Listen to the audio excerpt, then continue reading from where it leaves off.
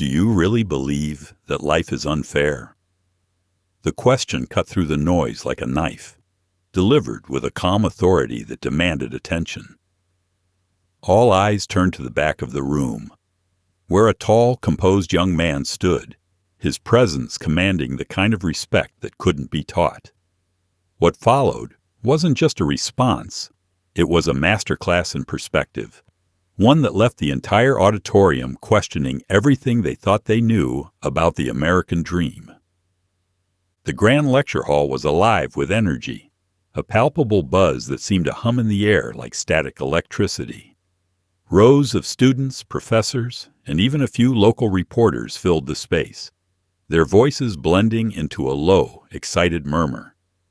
Tonight's event wasn't just another academic exercise, it was a spectacle, a clash of ideologies that promised to ignite the kind of fiery debate that would be discussed for weeks to come. The topic: is the American dream still alive? It was a question that cut to the heart of the nation's identity, one that had divided generations and sparked countless arguments over dinner tables, in classrooms, and on social media. For the students of this prestigious university, it was more than an abstract concept. It was personal. They were the ones inheriting the consequences of a world shaped by those who came before them, and they had plenty to say about it. At the center of the stage stood Ethan Carter, the evening's star debater. A sophomore majoring in political science, Ethan had quickly made a name for himself on campus as a passionate activist and outspoken critic of the status quo. He was the kind of person who thrived on confrontation, who relished the opportunity to challenge authority and dismantle what he saw as outdated systems of power. Ethan Carter was hard to miss. His hair, styled in a trendy undercut, seemed to defy gravity, and his outfit, a fitted blazer over a graphic tee that read "Tax the Rich," paired with ripped jeans and pristine white sneakers, was carefully curated to project an image of rebellious sophistication. But it wasn't just his appearance that made him stand out. Ethan had built a reputation on campus as a fiery activist, unafraid to call out what he saw as the injustices of the world. Much of his influence came from his online presence. Ethan lived and breathed social media, where his carefully crafted posts and impassioned videos had earned him a sizable following. His feed was a constant stream of bold statements, rallying cries, and sharp critiques of the establishment, while his Instagram stories offered glimpses into his life as a self-proclaimed voice of his generation. For Ethan, social media wasn't just a tool. It was a stage, a battleground, and a mirror reflecting the validation he craved. Every like, share, and comment was fuel for his mission, and tonight's debate was another opportunity to create a moment that would go viral. As he stepped up to the podium, he couldn't help but imagine the headlines his performance might inspire. Ethan Carter takes down privilege in fiery debate, or the voice of Gen Z speaks truth to power. The thought brought a confident smile to his face as he began his speech. As he stepped up to the podium, the room fell silent. Ethan's supporters, scattered throughout the audience, leaned forward in their seats, ready to cheer him on. He began his speech with a practiced smile, his voice rising with the kind of fervor that demanded attention. "Let's be honest," he said, his tone both commanding and conversational. "The American dream is a lie. It's a fantasy sold to us by the privileged elite to keep us complacent. Look around you. Student debt is crushing us, wages are stagnant, and the cost of living is skyrocketing.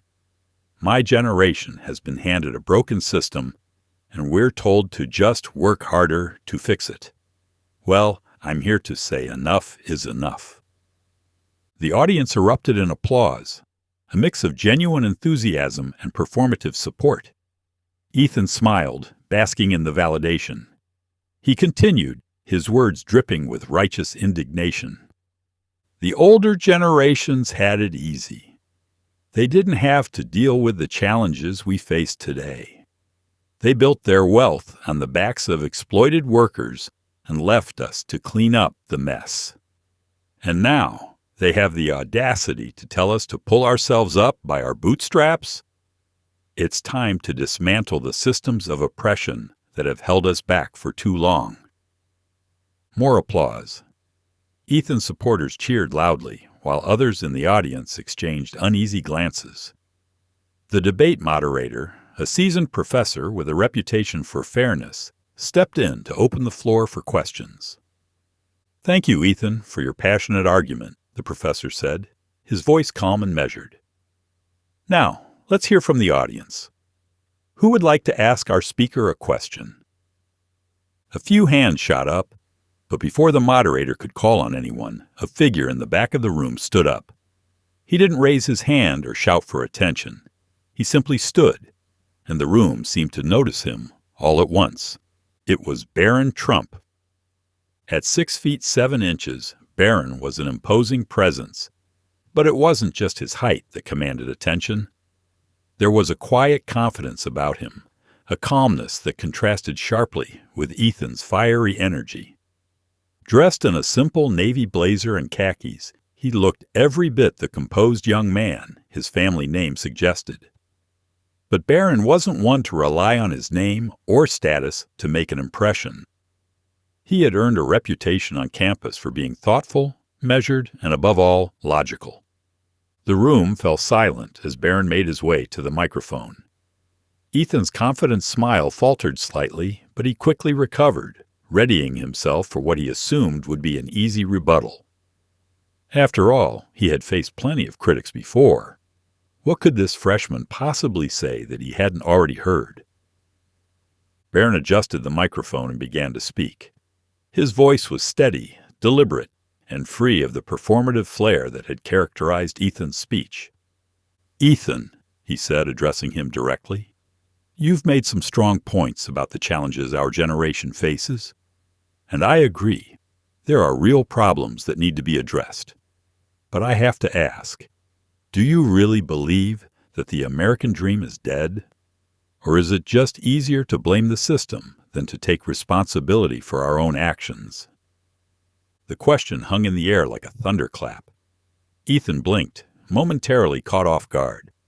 The audience leaned in, sensing that this was no ordinary exchange. Barron continued, his tone calm but firm. "You said the older generations had it easy. But have you ever considered what they went through to build the opportunities we have today? My grandfather grew up during the Great Depression. He didn't have the luxury of complaining about unfairness. He had to work hard just to survive.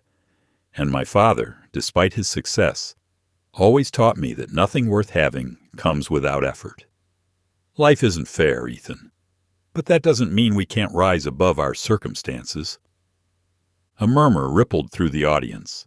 Some nodded in agreement, while others shifted uncomfortably in their seats. Ethan, sensing the tide turning, quickly interjected.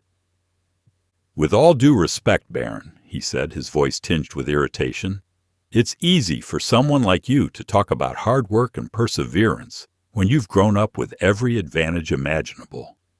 Not everyone has the privilege of a wealthy family or a famous last name." Barron didn't flinch. Instead, he met Ethan's gaze with a steady calm that seemed to unnerve him. "You're right," he said simply. "I have been blessed with opportunities that many people don't have. But privilege doesn't guarantee success, just like hardship doesn't guarantee failure. What matters is what we do with the hand we're dealt. Complaining about the system won't change it. Action will." The room was silent now, the tension palpable. Ethan opened his mouth to respond, but Barron wasn't finished. "You talk about dismantling systems of oppression," he said, his voice growing slightly firmer. "But what does that actually mean? Are you proposing solutions or just pointing fingers? Real change doesn't come from tearing things down. It comes from building something better. And that takes hard work, collaboration, and a willingness to listen to perspectives that challenge your own." The audience erupted in applause, louder and more sustained than before. Even some of Ethan's supporters couldn't help but acknowledge the power of Barron's words. Ethan, for the first time that evening, looked genuinely flustered. He stammered a response, but it was clear that the momentum had shifted. The applause lingered, echoing off the high ceilings of the lecture hall. It wasn't the polite kind of applause that followed a well-rehearsed speech. It was genuine, spontaneous, and filled with a sense of admiration. Barron Trump had struck a chord, and the audience knew it. Even those who disagreed with him couldn't deny the weight of his words. Ethan Carter, however, wasn't ready to concede.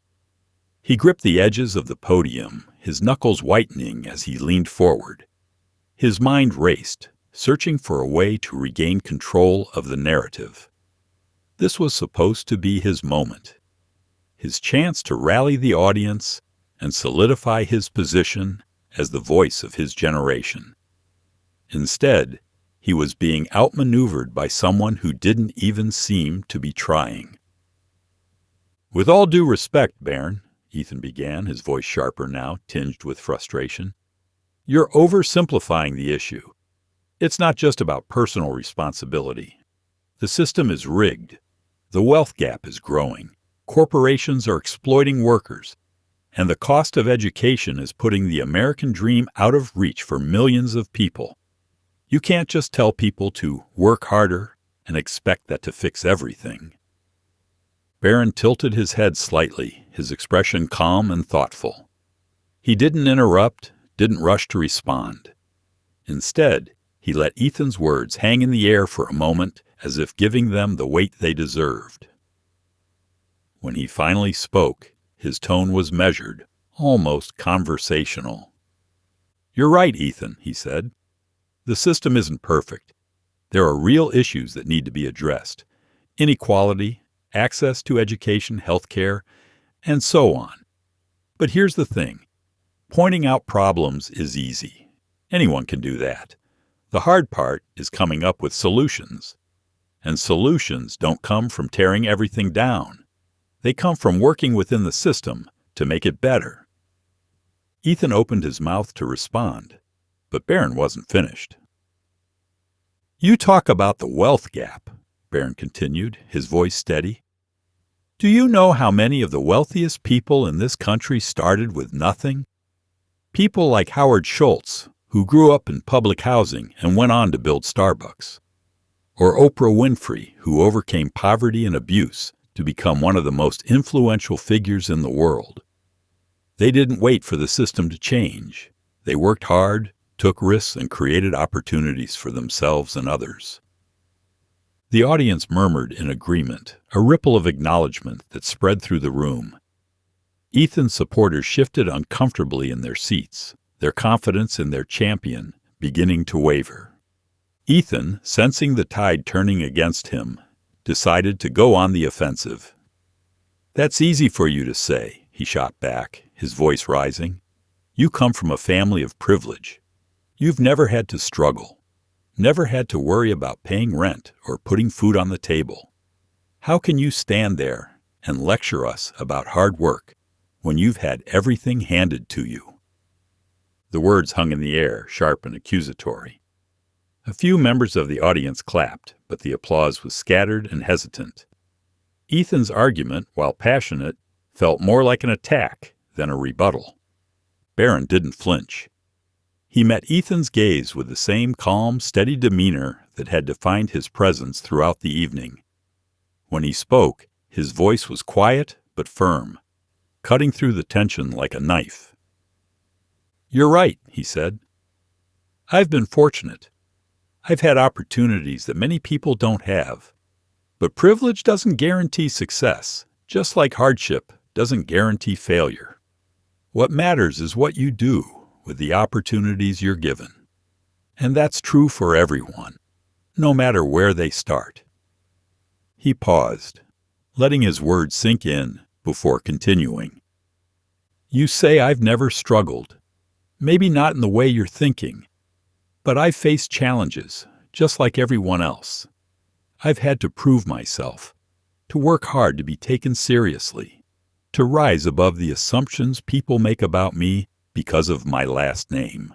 And I've learned that the only way to overcome those challenges is to take responsibility for my own actions and choices." The room was silent now, the tension so thick it was almost tangible. Ethan's fiery rhetoric, which had seemed so powerful at the start of the evening, now felt hollow in comparison to Barron's quiet strength. The audience wasn't just listening to Barron. They were hearing him, and that made all the difference. If this story is making you think, take a moment to hit that like button and subscribe. And tell us in the comments, what does the American dream mean to you? We'd love to hear your perspective. Ethan, for the first time that evening, looked genuinely flustered.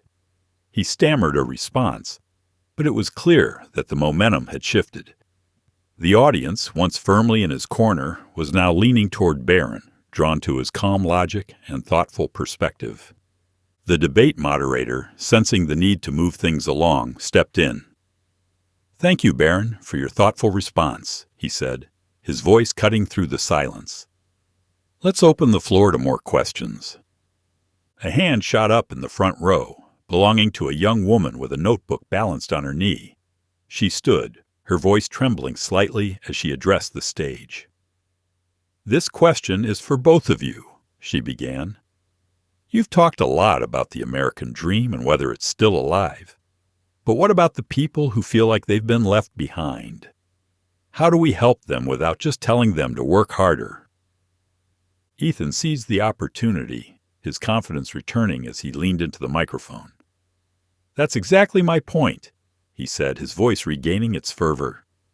"We can't just tell people to pull themselves up by their bootstraps when the system is designed to keep them down. We need systemic change, higher taxes on the wealthy, universal health care, free college tuition. That's how we level the playing field and give everyone a fair shot." The audience clapped, though the applause was more subdued than before. Ethan glanced at Barron, daring him to respond. Barron took a moment before speaking, his expression thoughtful. "I agree that we need to help those who are struggling," he said. "But I think we need to be careful about how we do it. Handouts can provide temporary relief, but they don't solve the underlying problem. What people need are opportunities, access to education, job training, mentorship. They need the tools to succeed, not just a safety net." He paused, scanning the audience before continuing. "And we need to remember that change doesn't happen overnight. It's a process, and it requires all of us to work together, individuals, communities, businesses, and government. Blaming one group or tearing down the system won't get us there. Building something better will." The young woman nodded, her expression thoughtful as she sat back down. The audience murmured in agreement, the tension in the room beginning to shift. The debate was no longer about who could deliver the most impassioned speech. It was about who could offer the most compelling vision for the future. As the debate drew to a close, the moderator thanked both speakers for their contributions and invited the audience to continue the conversation outside the lecture hall. The applause that followed was polite but subdued, a far cry from the raucous cheers that had greeted Ethan at the start of the evening. The lecture hall emptied slowly, students and professors lingering in small groups to discuss what they had just witnessed. The debate had been more than a clash of ideas. It had been a moment of reckoning, a challenge to the way people thought about the American dream, privilege, and personal responsibility. Ethan Carter, however, was not among the crowd. He had slipped out of the hall as soon as the debate concluded, his face a mask of frustration. He had expected to dominate the evening, to leave the audience cheering for his vision of a new, fairer world. Instead, he had been blindsided by a freshman who had turned his carefully rehearsed rhetoric into a hollow echo. Barron Trump, on the other hand, remained seated for a few moments after the debate ended. He wasn't one to seek the spotlight, and he certainly wasn't interested in gloating. As the room emptied, a few students approached him, some to shake his hand, others to ask questions or share their thoughts. He greeted each one with the same calm demeanor, listening intently and responding thoughtfully. One student, a young woman with a notebook tucked under her arm, hesitated before speaking. "Barron," she began, her voice uncertain, "I just wanted to say, I've never thought about it that way before. I mean, I've always agreed with Ethan, but what you said about building something better instead of just tearing things down, it really made me think." Barron smiled, his expression warm but modest. "I'm glad to hear that," he said. "It's not about proving someone wrong or winning an argument. It's about having a conversation and learning from each other. That's how we grow." The student nodded, her cheeks flushing slightly. "Thank you," she said before hurrying off to join her friends. The energy in the lecture hall lingered like the hum of a struck tuning fork, even as the last of the audience trickled out. Students filed into the corridors in clusters, their conversations buzzing with the echoes of what they had just witnessed. Some were still fervently defending Ethan's points, while others marveled at Barron's ability to dismantle his arguments with such poise. A few, caught somewhere in the middle, admitted they had never considered the perspective Barron had presented. Ethan Carter, however, was nowhere to be seen. He had slipped out of the hall as soon as the debate concluded, his face a mask of frustration. He had expected to dominate the evening, to leave the audience cheering for his vision of a new, fairer world. Instead, he had been blindsided by a freshman who had turned his carefully rehearsed rhetoric into a hollow echo. Ethan sat alone in his dorm room, the glow of his laptop screen illuminating his face. His expression was tight, his jaw clenched as he scrolled through social media. Clips of the debate were already circulating, and the comments were a mix of praise and criticism. But what stung the most were the ones that called out his performance.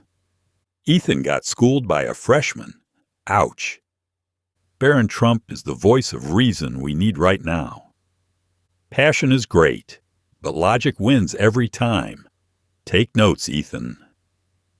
Ethan slammed his laptop shut, the sound echoing in the small room.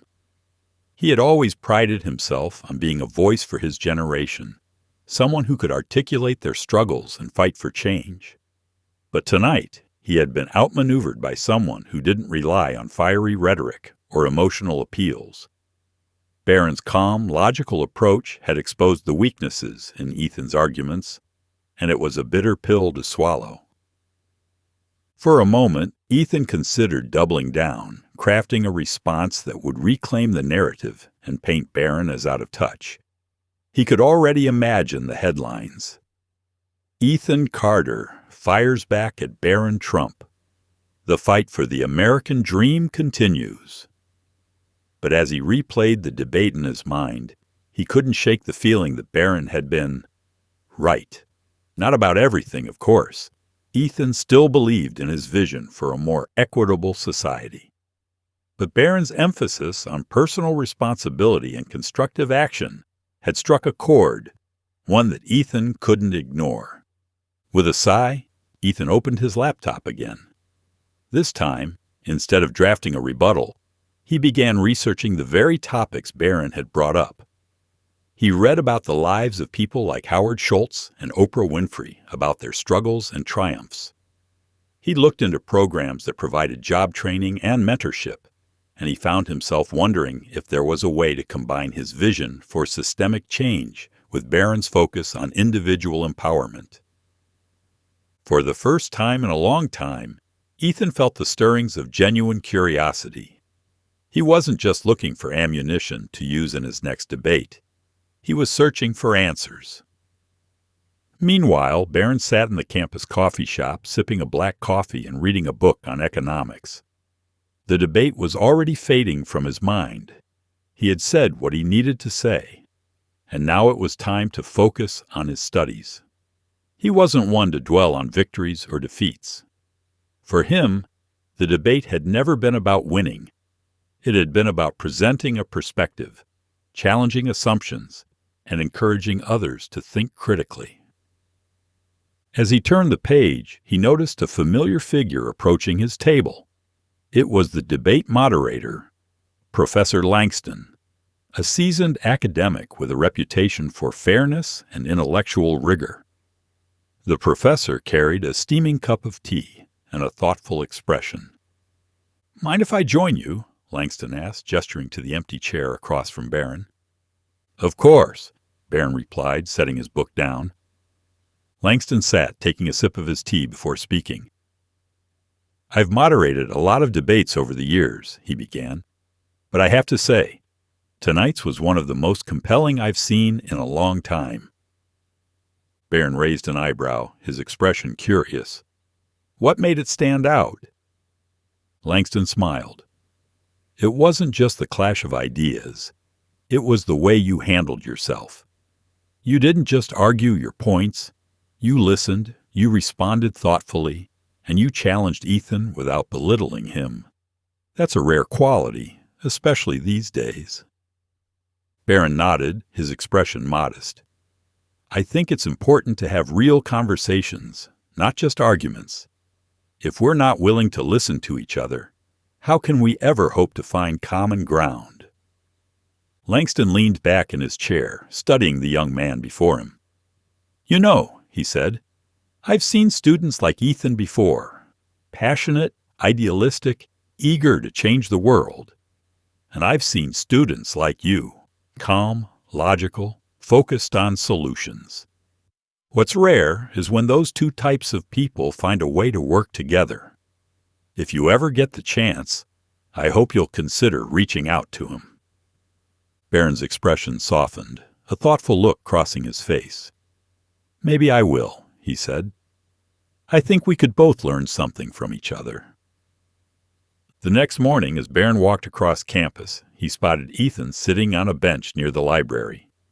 Ethan was hunched over a notebook, scribbling furiously, his brow furrowed in concentration. Barron hesitated for a moment, then made his way over. "Hey," Barron said, his voice calm and friendly. Ethan looked up, startled. For a moment his expression was guarded, but then he sighed and set his pen down. "Hey," he replied, his tone subdued. Barron gestured to the empty spot on the bench. "Mind if I sit?" Ethan shrugged. "Go ahead." Barron sat, the two young men falling into an awkward silence. Finally, Ethan spoke. "I've been thinking about what you said last night," he admitted, his voice low. "About building something better instead of just tearing things down. And I think you're right. I mean, I still believe in what I stand for, but maybe I've been going about it the wrong way." Barron nodded, his expression encouraging. "It takes a lot of courage to admit that," he said. "Most people would just dig in their heels and double down." Ethan looked up, meeting Barron's gaze. "I don't want to be one of those people," he said. "I want to make a difference, but I don't want to do it by tearing others down. So, I guess what I'm saying is, I'd like to learn more about your perspective, about what you think we can do to actually make things better." Barron smiled, a genuine warmth in his expression.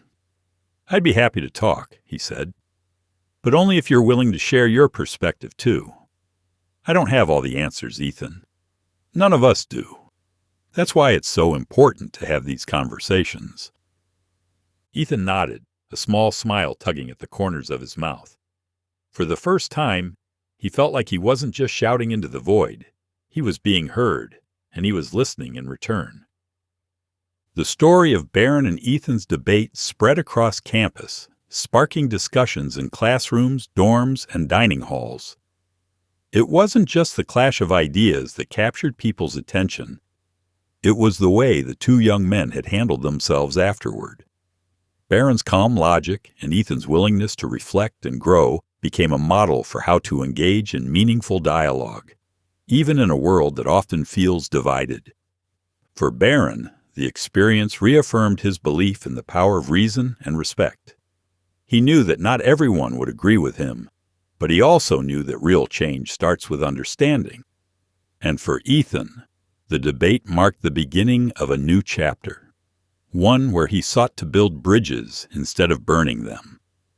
In the end, the debate wasn't about winning or losing. It was about learning, growing, and finding common ground. And in that sense, both Barron and Ethan walked away as better men. Now it's your turn. What does the American dream mean to you? Do you believe it's still alive, or does it need to be reimagined? Share your thoughts in the comments below. And don't forget to subscribe for more stories that celebrate the values, debates, and dreams that make America great. Together, let's keep the spirit of this great nation alive.